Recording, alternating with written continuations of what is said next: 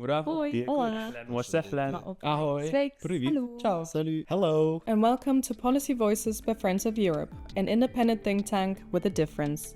Each week from Brussels, we bring you powerful conversations with policy voices from around the world. Policy Voices talking policy choices. Hello and welcome to the fifth and final episode of the five-part series of Policy Voices exclusively dedicated to the European elections. I'm your host, Catarina Vila Nova.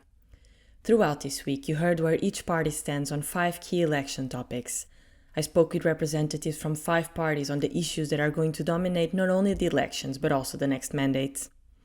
In these past days, you heard from the parties on European security and defense, artificial intelligence, climate change and the green transition, and migration and fundamental rights. We are closing this series today with the EU budget and the cost of living. First on the show today is David Lundy, the head of communications of the left. I asked him where the left stands on the EU budget and the cost of living, and what policy proposals they want to see approved in the next mandate. Recently, we saw the return of austerity measures in the European Union, the return of the 3% rule and the 60% rule. We think this was a huge mistake. Those rules were suspended during the pandemic, and what we saw was governments having a lot more flexibility to respond to that crisis. We think that suspension should become permanent, so that governments can prioritize social investments, that they can prioritize climate action and public services, investment in public services that have been decimated during Europe's lost decade after the last financial crash in the late 2000s. Austerity as policy is completely discredited, and it's extremely unjust, and it prioritizes the interests of the mega rich and big corporations. So we want to counter that with increased investment in healthcare, education, in social protection, social welfare, and with fair taxation policies. We want an EU that pushes for taxes on the rich to make sure corporations and the billionaire class pay their fair share. There's been talk in kind of global political circles on the wealth tax. We think the EU should be pushing much harder for this at the global level and within Europe to ensure billionaires and corporations contribute their fair share to public coffers. Also, in terms of the EU budget, concrete proposals, we need to redirect subsidies away from fossil fuels and towards renewables. And given the housing crisis, we think the European Union should have a responsibility to ensure the right to housing in the European Union, rather than what it's done up to now, instituting policies that financialize the housing sector and exacerbate Europe's housing crisis. We think budget lines could be used to make sure people have the right to housing, and within the European Union that the EU institutions are forced for the right to housing throughout the European Union. Then just a word on agriculture issue. We want a fair common agricultural policy with better support for small farmers and rural communities through targeted financial assistance. Right now, the vast majority of CAP money goes to agribusiness, so big farmers and big agri corporations. And we want that reversed. We want that money to go to the people who need it, the people who are protecting our environment, and those are the small farmers who are doing an amazing job, a job that contributes to our local communities and protects our planet. Listen now to Siegfried Mureșan, MEP for the European People's Party, on his party's proposals and position on the EU budget and the cost of living. Firstly, of course, the cost of living has increased everywhere in Europe, and this has several causes, and we have some proposals. Firstly, the cost of living has increased because inflation was high, and one of the main causes of inflation were high energy prices. This is why our proposal is to invest more in energy infrastructure to better connect the infrastructures of EU member states in between, better connect infrastructures between EU member states so that we can move energy from where we have it to where it is needed, so that we can move gas from where we have it to where it is needed. More investment into new renewable technologies. We want a transition to the green economy based on research and innovation.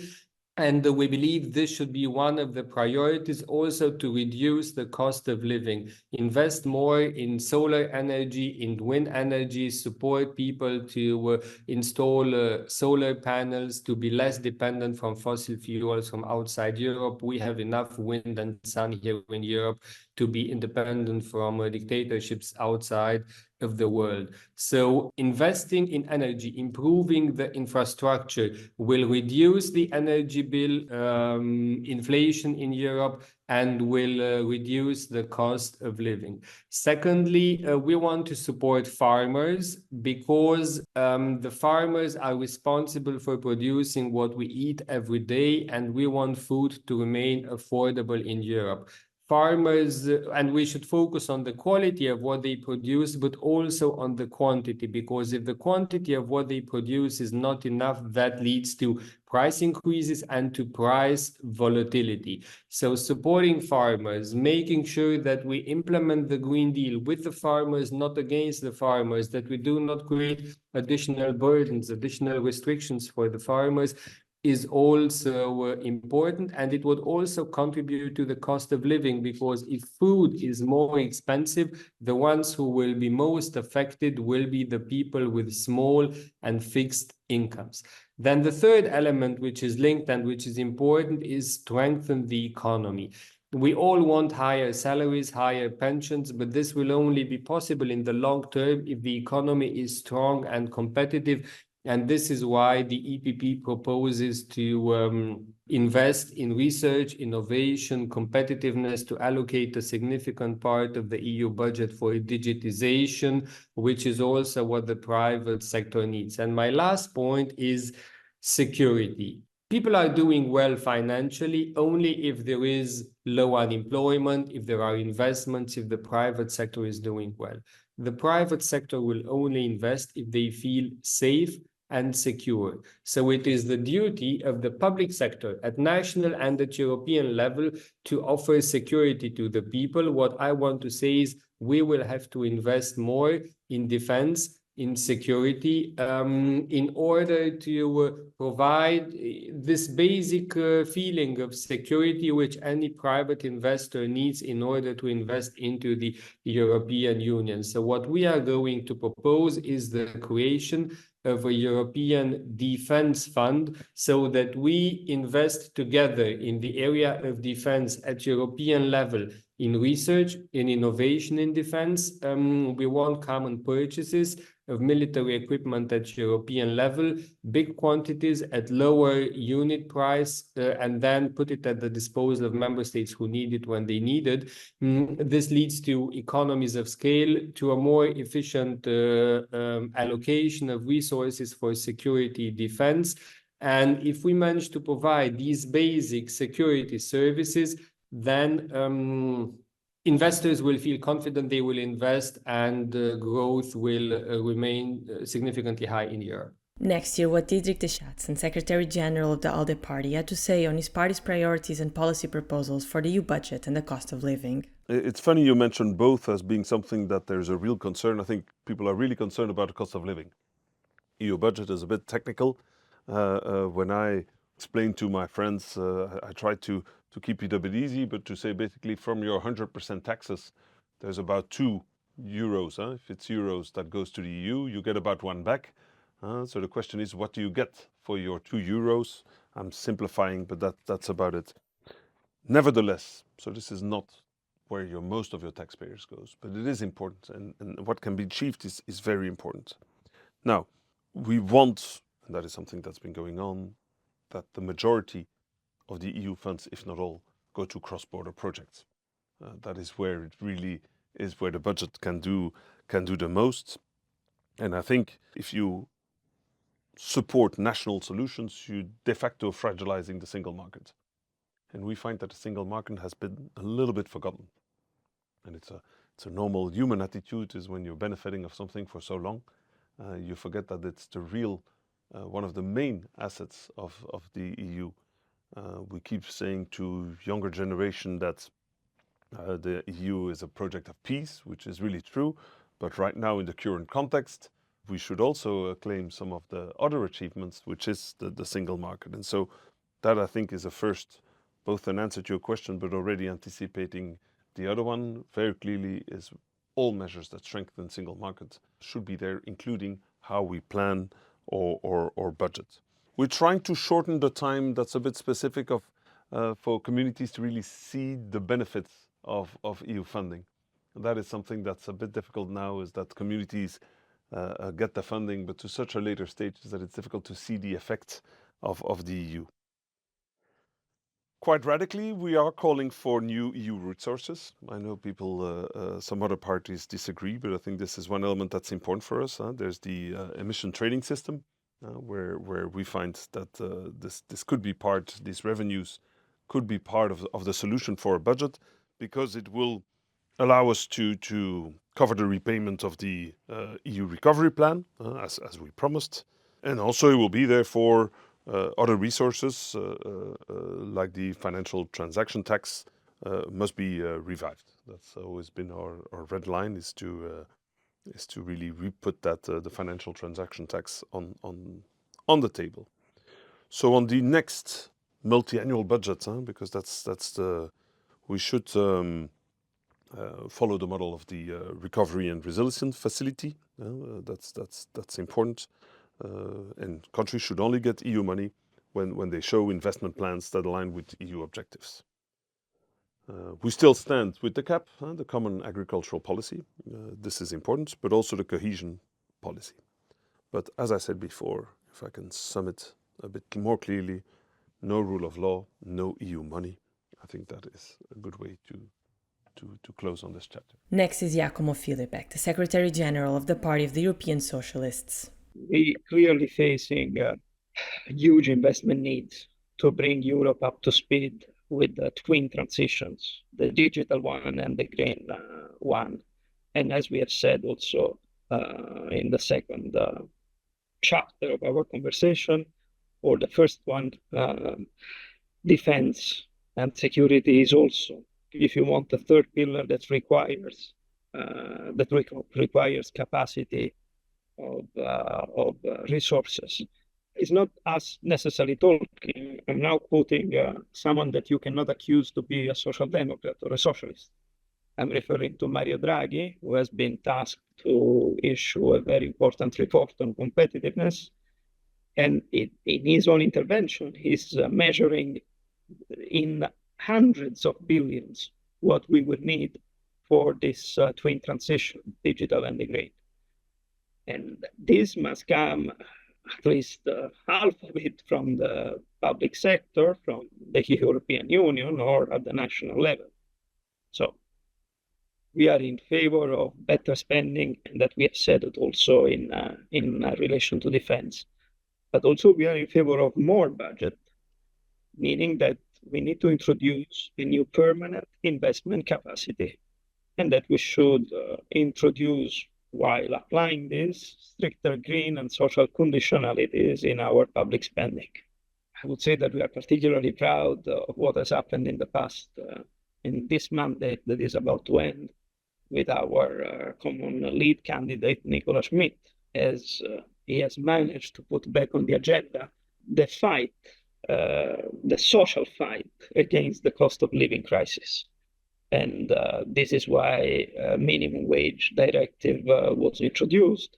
And this is why in our manifesto, we clearly state that we need a strong set of measures to tackle the cost of living increase, with stronger workers' rights, with quality jobs, with better wages, and with lower energy bills.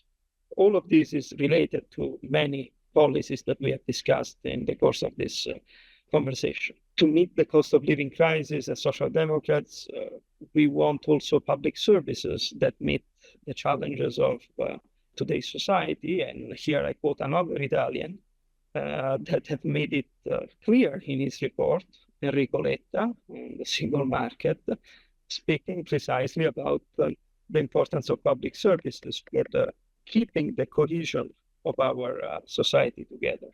As we said, permanent investment capacity, it's time to support it. And we need a roadmap for quality jobs and good wages. We need to invest in affordable and renewable energy and better insulations of our houses so that we cut energy costs. And in general, also affordable housing is an important principle for young people, also for the elderly, so that people can find, again, a home that they can pay for. All these, we believe, are needs of our citizens, and we need to be able to respond to them. Because if the European Union doesn't respond to the needs of its citizens, then it's not useful as a whole project. We believe that the European Union is a useful project for its citizens, and we will keep working in that direction also in the next 5 years. And lastly on today's show, Simon McKeagney, the head of communications of the Greens. If you'd asked me 5 years ago if I ever imagined we would have pan-European grants and loans with the Recovery and Resilience Fund after COVID, I would have said you were joking, because during the financial crisis of 2008, 2010, any sort of Eurobond was off the table and basically impossible. And we've shown that with political will, you can create something in the tune of billions, which supports Europe in times of crises. Now, what we need in Europe is a serious investment plan. I think moving private investment is very important, but if we're serious about defense and defending Ukraine and rebuilding Ukraine, if we're serious about the economy in terms of digitalization and making sure we're fit and ready for the 21st century, and if we're serious about our climate commitments and making sure that we're moving public money into the right investments for our transition, whether that's transport or energy, you're talking trillion. ORF, Recovery and Resilience Facility, I think is 650 billion. But you're talking about that sort of sum per year for the next 20, 30 years for us to be sort of ready for the future and to be matching the scale of the challenge. And that's just not on the cards right now. And I think the Greens would like to see an ORF 2.0 or some sort of serious commitment to long-term strategic investment fund for Europe that would ensure a transition that is both safe and fair and socially just. And I think that's very much linked to the EU budget and ensuring that we have the possibility to raise our own money. But that would be sort of the target for us in terms of the EU budget. Very much linked to the cost of living. I mean, I take the farmers' protests, as an example there. Farmers' incomes are in dire straits. I think we're very aware of that. But the target is often wrong. And we see this a lot with green policies, when in fact, renewable energy probably cut the costs for people compared to fossil fuels when it comes to warm homes, energy efficiency, but also renewable energy. Same can kind of be said for agriculture, where, if you have a system that is fundamentally broken, it's controlled by dominant supermarkets controlling the price, massive big monopolies and players, who are continuously reducing the incomes of farmers. And we see farmers left, right, and center, family farms disappearing. The issue is not the meager environmental issues in the environmental policies in the CAP. The issue is that the economic model is fundamentally broken there. So I would say when it comes to kind of incomes for farmers, over the years, despite all of the rhetoric, we've probably been one of the biggest allies of farmers in trying to rearrange the CAP to make sure that the money goes to farmers and not to these big 20% big mega farms and monopolies that control the system. And that has an impact on cost of living. That's the reason why I mention it, is that the cost that people are seeing in the supermarkets is a direct result of those policies. And if you're supporting sort of these huge monopolies who didn't necessarily pass on the cuts that we gave them during the energy crisis 2 winters ago, you're not going to see any results there. So I think the cost of living for us has always been very much linked to the need to go green and to reduce the costs for people anywhere, whether that's getting around in public transport. I know many green parties across Europe have slashed public transport costs. There's a climate ticket in Germany and Austria, for instance, that you can get around the whole country for a lot cheaper. In places like Ireland, we've cut childcare costs in half this year. So there's things we can do there. And I think, our efforts, same with energy efficiency, for instance, making sure that homes do not have these drastically warm summers and very cold winters. All of that requires, across the board, whether that's rail or bus systems or keeping homes warm or ensuring that the CAP is making sure that prices in supermarkets remain low for people.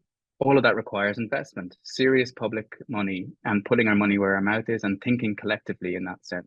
And there, the big question is, and also for the other political parties, if they've just brought in the Economic Governance Pact, which asks for a reduction of our debt for each country, how are we going to be able to seriously, credibly invest in the type of billions that we need to be future ready?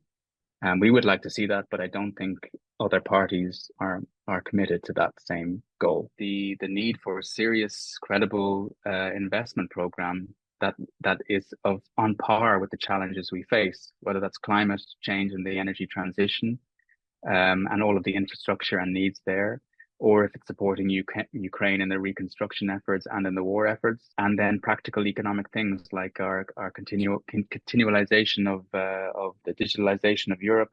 All of these things require capital investment. And if you put countries in a straitjacket, which we're doing now with the Economic Governance Pact, it's going to be very, very hard over the next few years to see European countries invest in those needs. So we would like to see something like the Recovery and Resilience Facility, extended, or a version that would cover climate and our other needs. And I think that'll be it'll come either way. It's not just for the Greens. It's not a green hobby horse. We will face that whether we like it or not. So we should be preparing to have a big investment program in the same way that the US has done with the IRA and other parts of the world have as well. And right now we're lacking that, and I think that'll be a huge priority for the next years. And that was it for today's episode and a series of policy voices exclusively dedicated to the European elections. Over the past 5 days, we spoke with 5 parties on 5 key election topics to help you make an informed decision. We hope you find these episodes useful, and don't forget to cast your vote between 6 and 9 of June. Policy Voices will take a break next week, but we'll be back after the elections. In the meantime, you can always revisit past episodes wherever you get your podcasts. And don't forget to subscribe to Friends of Europe's podcast to be notified when we're back. I'm Catarina Vila Nova, and I'll be with you again soon. Until then, goodbye.